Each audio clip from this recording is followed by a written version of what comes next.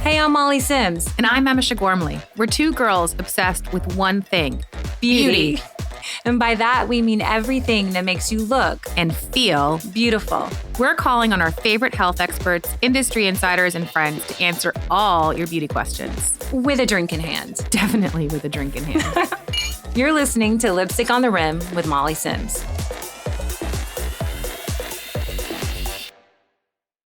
Michelle, let's be honest. How are your New Year fitness goals going?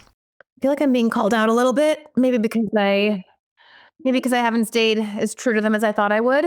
We're here. We're in February. January's motivation has definitely left the building for a lot of people. I mean, totally. It's kind of what we talked about last week with Dr. Zilana. This is the point in the year when burnout around New Year's resolutions really starts to hit.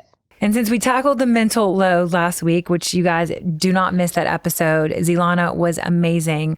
But we thought this week we talk about the physical side. We definitely need to talk about it because I feel like people start falling off their workout plans and thinking, I'm the one that's the problem. I'm not the one that's disciplined. And we are so excited for this week's guest. It took us a second, but we did it.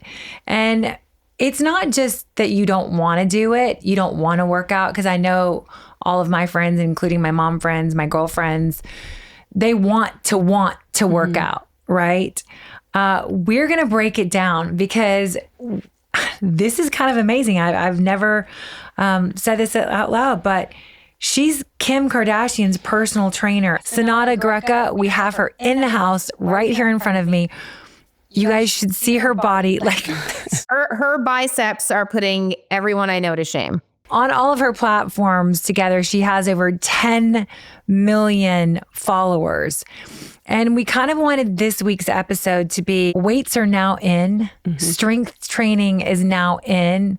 How much fucking protein do we actually need? We're gonna be talking and answering about these burning questions, but how did you become you? There's so many questions there. Where do we start? Well, I'm so happy to be here. Thank you for having me on. I appreciate the opportunity to chat with you both, and for my listeners and your listeners to hopefully grab some nuggets out of this. And we're talking about that January burnout, and Quitter's Day actually came and passed, and I was surprised to know that it came on that quickly, like a week or two after those New Year's resolutions are set and started. So you're not alone. For whoever's kind of jumped off the fitness bandwagon, it happens. So when did you start taking fitness serious? So we'll really go back to, I guess, my childhood. I was always active. I loved being outdoors. It was being on roofs of buildings to try to catch like the ripest fruit, or maybe I just wanted food. Maybe I just wanted those ripe fruits in communist Albania, where you didn't have a lot of resources, the natural resources were your main go-to. So perhaps it was that kind of made me jump on trees and on rooftops to reach for the ripest fruit. But I've always been active and I've enjoyed activity. I've tried to participate in sports, but like I said, it was not necessarily I played soccer and tennis and basketball and rugby, probably any and all sports that you can imagine. I was part of a dancing group. I enjoyed that aspect of being active. I don't think I necessarily was a great athlete, and perhaps that was because during certain points of my life, sports was a mean of punishing my body. It was a way of trying to stay as skinny as possible, because that's what society deemed feminine. Thin, rail thin, unattainable and unsustainable for a lot of people. And it's not to say that that is not healthy. It's just that for a lot of people, it can be unhealthy and lead to unhealthy habits. So fast forward, I got into strength training, I would say probably about 10 years ago. Uh-huh.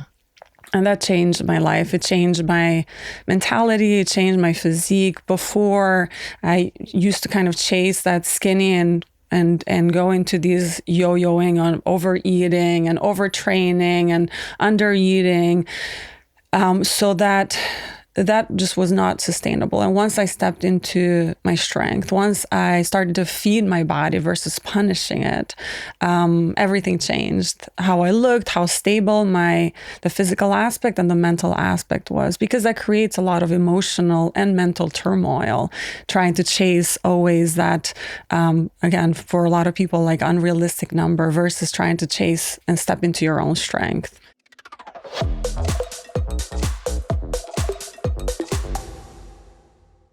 Let's be honest. If my makeup routine takes longer than 5 minutes, there is no way it's happening.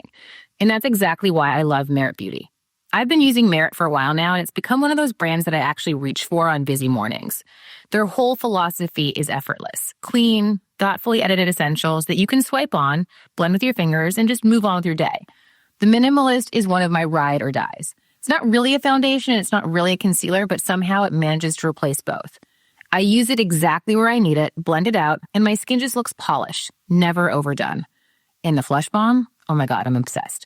It gives that natural, healthy glow that looks like you just came back from a walk or had 8 hours of sleep, even if neither of those things are true.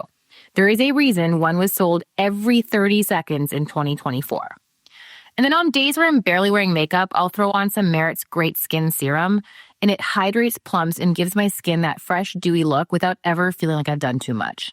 The best part? All of Merit's products are clean, vegan, cruelty-free, and made with skincare ingredients that actually make your skin look better over time. It's time for your makeup routine to meet the reality of your life. Right now, Merit Beauty is offering our listeners their signature makeup bag with your first order at meritbeauty.com. That's MERIT beauty.com to get your free signature makeup bag with your first order. meritbeauty.com. There have been so many moments in my life where I knew I could really use therapy, but the process of finding a therapist has always felt impossible, whether that be no one taking new patients, which we've all heard, no one taking insurance, or costs that just felt impossible to justify. That's why I'm genuinely excited to share Rula. It has truly been an amazing tool for not only me, but my entire family. Rula makes mental health care feel accessible. They partner with over 100 insurance plans, which means the average copay for Rula patients is around $15 per session, and sometimes even less, depending on your benefits. They take your goals, preferences, and background into account and match you with a licensed in-network therapist who aligns with what you need. If therapy has felt somewhat overwhelming or out of reach, this is such a great place to start that I think you guys will love. Thousands of people are already using Rula to get affordable, high-quality therapy that actually is covered by insurance. Visit Rula.com/LOTR to get started. After you sign up, you'll be asked how you heard about them. Please support our show and let them know we sent you. That's RULA.com/LOTR. You deserve mental health care that works with you, not against your budget. Honestly, finding the right glasses is actually way harder than you think. They're one of the first things people notice about you, and they're not just functional. They're also a fashion choice you're making daily, which is why it always felt wild to me how complicated buying glasses used to be. You're staring at tiny photos online, trying to imagine how they'll look on your face. And even then, half the styles, truly, I mean, honestly, they feel outdated. This is exactly how I became obsessed with Warby Parker. I'm wearing mine right now as we speak, as I talk to you about this. And I cannot tell you how many compliments I get on these and how many DMs I get asking me, where did you get your readers? People always assume they cost way more than they actually do. And you can really tell they're made with premium materials. What I love is that Warby Parker makes it easy to find frames that actually elevate your look without overpaying. Their prescription glasses start at $95, which honestly changed the game for me. You don't have to choose between style, quality, or price anymore. They also have everything in one place: prescription glasses, sunglasses, contacts, and even online eye exams, plus over 300 retail stores if you ever want an in-person option. I love Warby Parker. I've loved them for years. It gives you quality and better looking prescription eyewear at a fraction of the going price. Our listeners, I'm lucky to say, and Mishna, I love this, will get 15% plus free shipping when they buy 2 or more pairs of prescription glasses at warbyparker.com/lipstick. That's $15 off when you buy 2 pairs of glasses at warbyparker.com/lipstick. After you purchase, they will ask you where you heard about them. Please support our show and tell them our show sent you. You guys are going to love them. When did you know like this could be a business for me? Because your platform is huge. You have millions of followers. How did that start? Just one day you're like, okay, I'm going to start taping myself? I never thought I would be here today. It feels very much surreal looking back at this, little Albanian girl who had really no resources whatsoever, to now being known, walking down the street, training Kim Kardashian, having large platforms on different social media channels. And I just realized how strength training and movement in general, let's just say movement in general, and then we'll get into like what is the particular type of movement that's most beneficial, but movement in general impacted my life. I struggled with anxiety and depression and eating disorders, and strength training was my lifeline. It's what helped me overcome all of those disease states, if you will.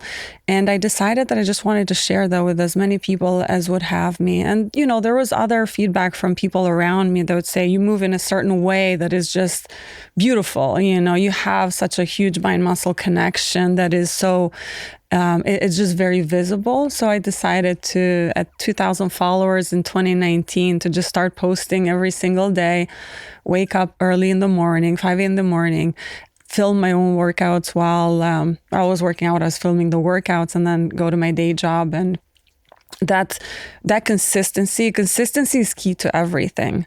To whatever you want to achieve, consistency is key. So I kept that in mind, and 7 days a week without fail, I posted every single day, and I still post pretty much every single day. Were you always disciplined? Because I think that, there's two kinds of people, I think, when it comes to working out. I know Molly, for one, is somebody that her discipline in working out stems from the fact that working out is a mental release for her. I can fall off very easily. I've become, Molly knows, over the years, a lot more disciplined. Movement has become a part of my life in a very different way, but I'm not disciplined. So how do you take clients that don't have that muscle for discipline strengthened properly? How do you work with them? Absolutely. And relying on what it does, what movement, strength training does for your mental health, I think is a huge benefit, because for me, that's one of my go-tos. That's why I primarily work out, because it keeps me mentally sane. It's my therapy, and it's proven. This is not just me saying it. It's not just experiential from just a few people.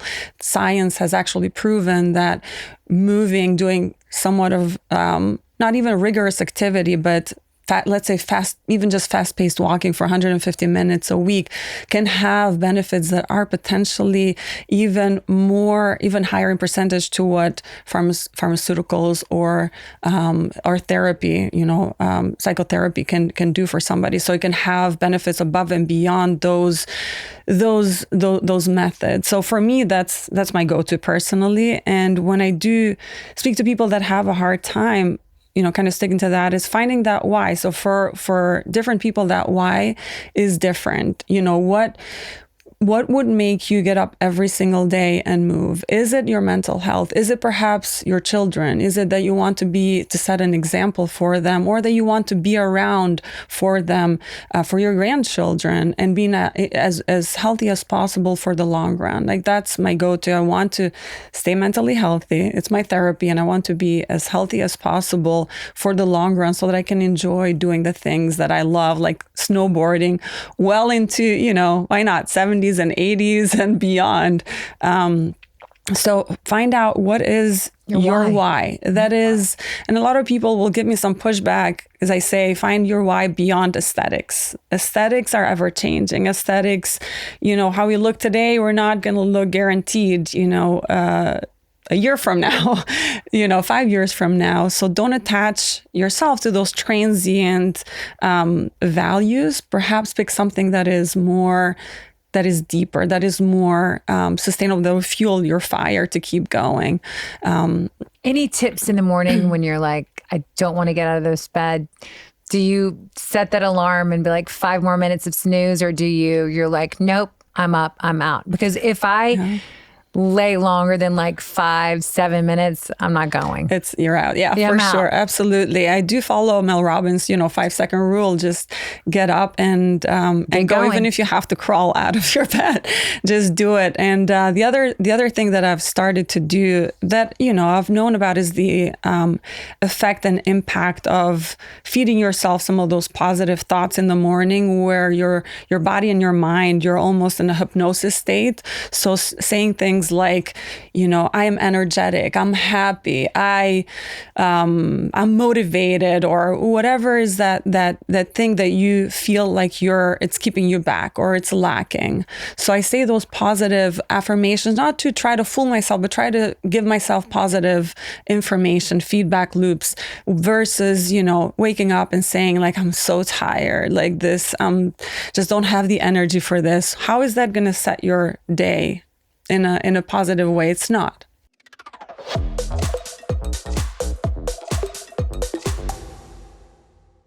So I've gotten up for the day. I've said my positive affirmations. I've gotten my butt out. I've put my workout clothes on.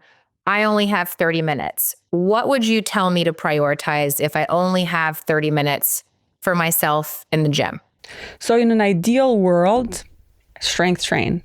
At the very least 3 days a week. So when you're prioritizing big movements, like you're doing deadlifts and squats and pull-ups, things that have a huge return on that investment, what is sustainable for one person is not sustainable for another. So if you just absolutely detest weights, I'd rather you go and walk on the treadmill or walk outside or do something that feels more sustainable, at least as a starting point. Once you've created that habit, even if it's for 5 minutes, can you show up consistently for 5 minutes every single day, perhaps at the same time of day? A lot of the time, why we do fail in January or when we set out this big, resolutions, because we take on more than we can do. We're going to work out 7 days a week. I'm going to show up at the gym every single day and work out for an hour and a half. That will just burn you out because life happens. There's so much that we're juggling and there's so much information out there, and all of this just leads to stress. So it's not that, you're failing yourself. It's not that your motivation is failing you. It's just that the strategy is failing you. Like what you're taking on is failing you. So start with that 5 minutes, set that habit for 2-3 weeks. And it might sound small, but these are the steps that are sustainable. I think a really great mindset that we had Alana Molstein on years ago. She's one of our first guests, but I remember she said, set small little victories for yourself, right? So to your point with the 5 minutes, also when you get on the scale, I think if you say to yourself, I have to lose 50 pounds, I have to lose 40 pounds. And after a week, you've only lost half a pound, you're like, fuck this. Like I give up, right? So I think even saying, I'm going to lose 5 pounds in the first month. That's my goal, as opposed to what the end game is. I think that also can help. I know it's helped me personally. Absolutely. I even say ditch the scale. Ditch the scale because the scale is so unreliable, especially when you're strength training. You're gaining muscle mass, which is heavier than fat. So it could actually go the other way, at least initially. So perhaps ditch the scale if you can, but if you can, then set those realistic expectations, like regular, normal weight loss. It's about a pound, maybe to 2 a week. And that sometimes can be even a stretch for some people. So don't expect these overnight shifts, because as fast as you lose, the faster you'll gain it and then some. So slow, sustainable progress is the best kind of progress. Slow is fast and fast is slow. So yes, you absolutely agree that sometimes, and it can be for a lot of people very discouraging when you're not seeing that scale go down. But perhaps think of the things, how do you feel in your body when you are getting up and when you're working out? Those are positive things that you're doing for your body, for yourself, for your health and longevity long term. Strength training has always been a little bit of a dirty word because, you can't be thin if you lift weights. Will you talk about that's the complete absolute wrong mentality to have about that. Yeah, society has done a huge disfavor to women to discourage them from strength training because you're going to be masculine and you're going to be bulky. And but what about your health at the end of the day? How is you not working out? You're not strength training. How is that impacting your hormones? How is that impacting your longevity? Women experience osteoporosis way more than men do. And what osteoporosis, meaning the density of your bones decreases as we age, and that could start even at 30 and 40, and it progresses even faster later on. But strength training is the thing that keeps your bones strong, that keeps your muscles healthy, and keeps you from falling, preventing those injuries that can actually lead to death. So we've done a huge disfavor to women to keep them away from strength training, and strength training will not get you bulky. If I'm Kim, what would you start with? Absolutely. So if we have 4 days, and it doesn't matter whether I'm training a celebrity or people in the WeRise app, I would definitely prioritize at least 2 lower body days and 2 upper body days. If it's an upper body workout, we'll start with pull-ups. If it's assisted or resisted, whatever you're able to do, and then we'll go into a core exercise, perhaps like hollow body chest presses. And you can do this all through the app. All through the WeRise app. Amazing. Yeah, absolutely. WeRise. WeRise, yeah. I went on there a couple of days ago, and I thought it would be intimidating. Yeah. To be honest with you, I'm like, oh my God, this is not going to be for me.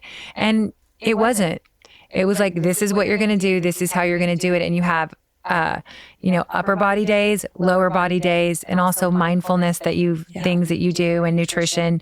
So important. It's so important. And what I wanted to add is also adding some sprints on there. And the sprints can be short bursts of sprints, 30 seconds. And not a lot of people love sprints. So 20, 30 seconds, but going all out, really getting that cardiovascular benefit from those sprints. And usually it's 3 to 5 sets of 20 to 30 seconds and then taking a rest. When I say sprints, I mean anything from like an assault bike, which I love. That's my top pick, assault bike, because it's a total body. What's an assault bike? Yeah, what's an assault bike? It assaults your entire body, and it's it's a bike on the lower half, and you're moving your arms, basically kind of an elliptical situation, but it's intense. It's intense. It really leaves you out of breath if you're truly going all out. But you can do assault bike, you can do a rower, you can do battle ropes. And then obviously sprinting on a treadmill.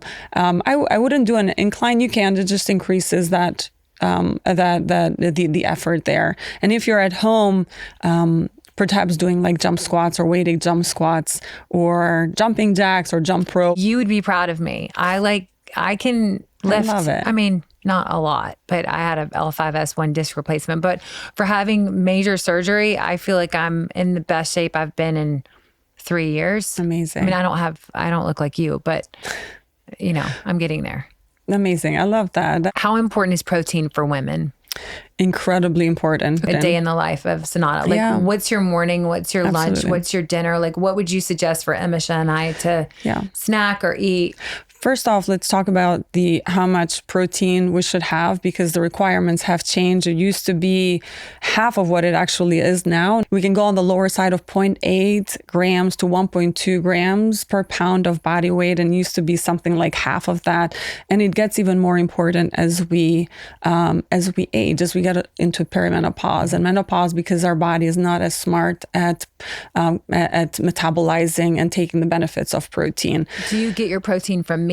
Where do you get your protein from? From everything. Everything. And, I hate to say this because there's, a lot of people out there that will promote vegan proteins, but that's not the golden standard. It's whey protein and unfortunately animal-based protein, or fortunately, we have these resources, but everything. Do you have a favorite protein? Aeonic Fuel. I'm a co-founder of Aeonic Fuel. We just launched our protein drinks in smooth vanilla and rich chocolate, and they are delicious. It's in one can, 32 grams of protein, 5 grams of fiber, and 160 calories. No artificial like sugars or sweeteners or anything. And we're going to launch soon our protein powder. But for years I couldn't necessarily trust supplement brands out there. So I decided to build so many things. There's so many things that are hidden, you know, and I will not do that to people, and I will not do that to my body. If I'm not comfortable ingesting something, I will not promote it. And over years, perhaps I lost lots and lots of money for not jumping on different bandwagons of this one company and the other. But I just, I've always stayed true to my belief system. And I think that's one of the factors that have brought me so far. And one of the factors why, you know, I'm part of Ionic. But to go back to your question as to what I eat throughout the day, I focus all of my meals and snacks around protein.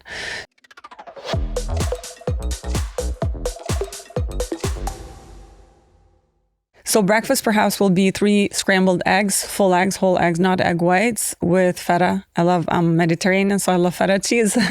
And I'll even have a piece of salmon and some either sourdough toast or sweet potatoes, whatever is easy and available. A lot of women will say I'm not hungry. On those days that I'm not feeling hungry, I'll mix the Ionic fuel with my matcha and do kind of like a matcha protein smoothie, or you can do that with coffee as well, and it's delicious. Okay. So those are like the lighter days. So no excuses there, and we can get into that why not skipping breakfast and not skipping protein in the morning is important.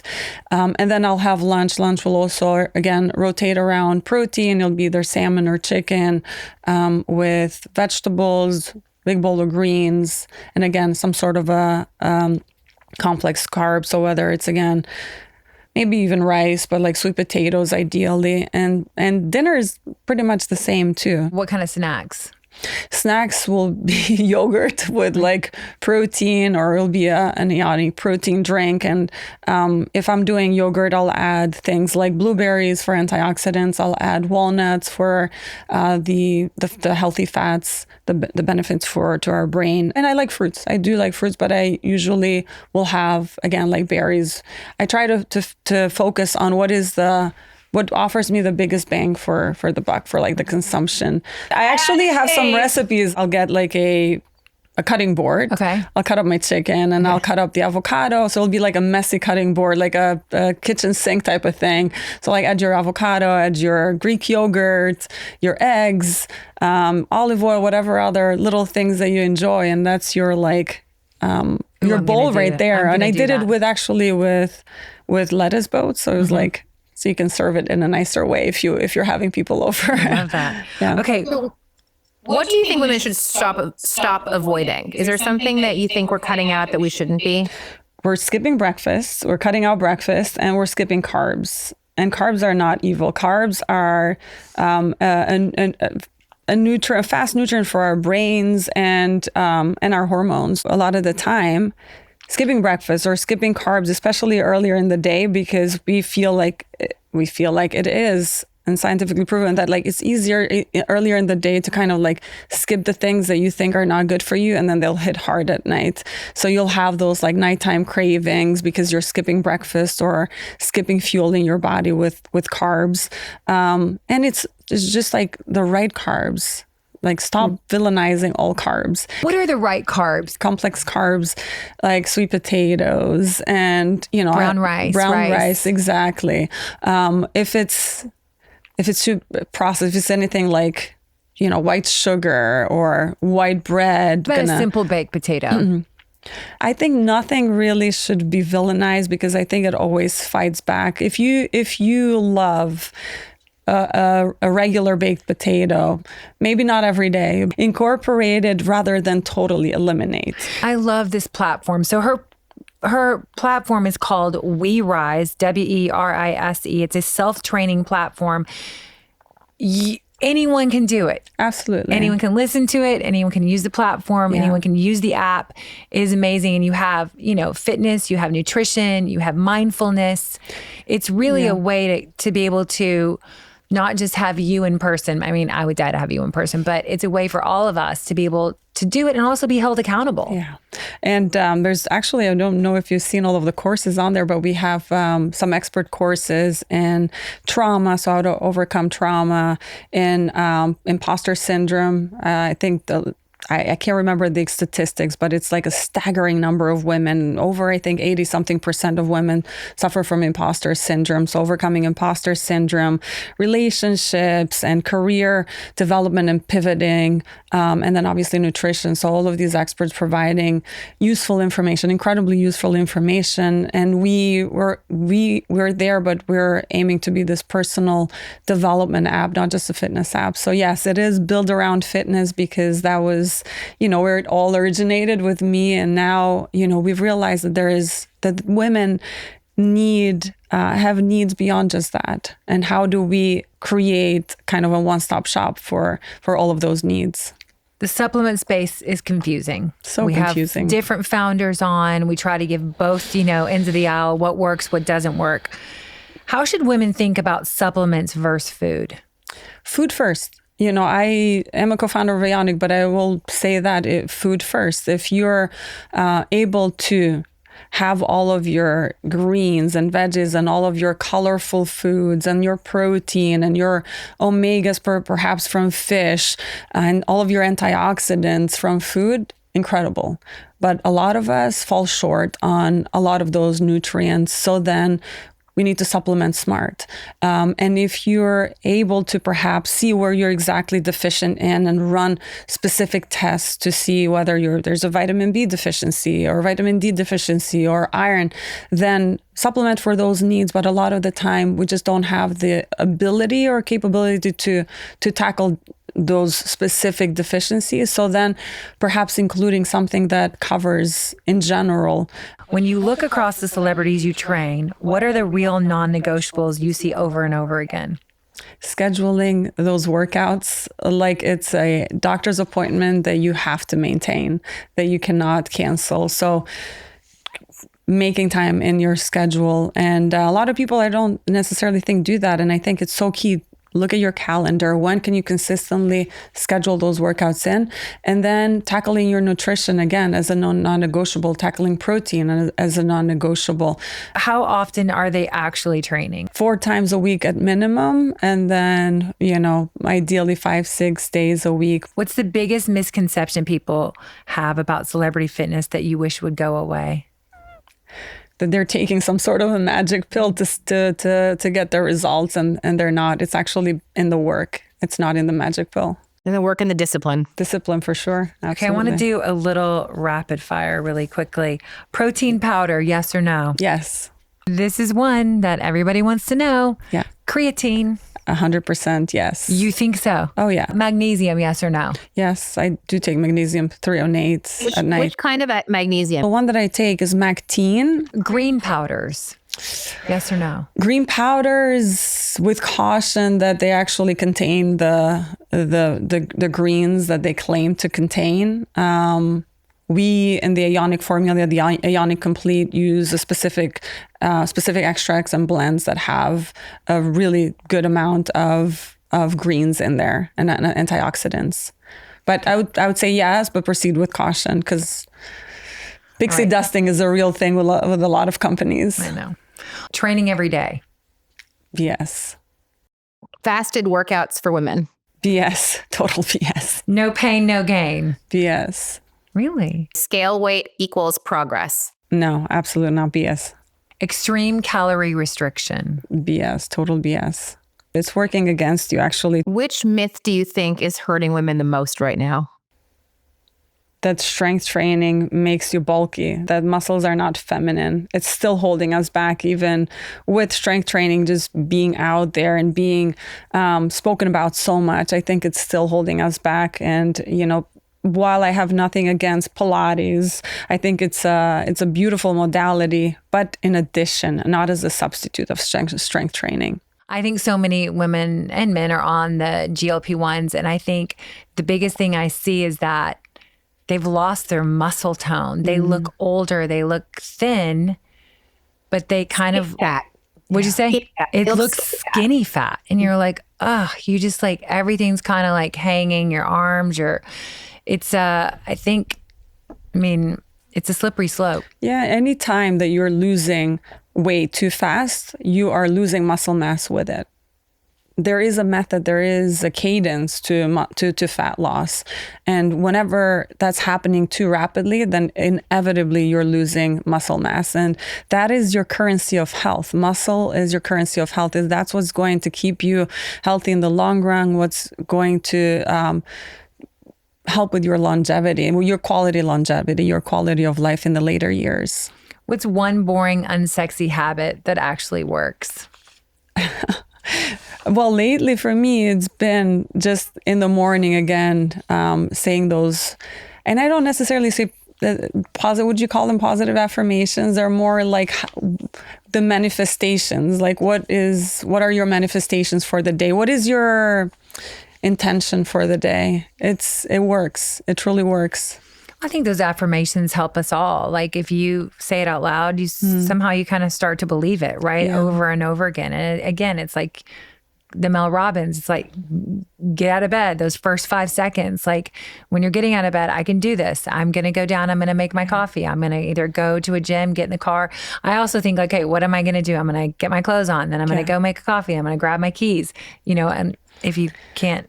Yeah, it's a vote towards your self-belief. It's a vote towards strengthening what you were talking about, like that I can muscle earlier on about the muscle of motivation, so to speak. So I call that as like all these little things, these little steps that we take, whether it is getting up like right away, it's strengthening that I can muscle. And it's like any other muscle, the stronger it gets, the better you become at it. You're amazing.